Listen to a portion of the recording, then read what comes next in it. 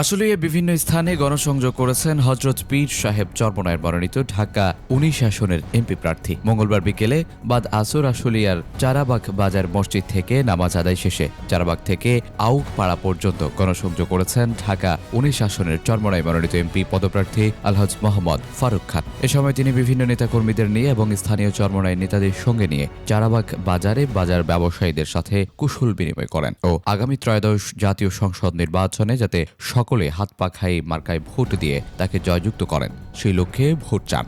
এ সময় তিনি বলেন, আমরা আজ এখানে গণসংযোগ করছি হাত পাখার পক্ষে। ভোটাররা আমাদের ভালোই সাড়া দিচ্ছেন।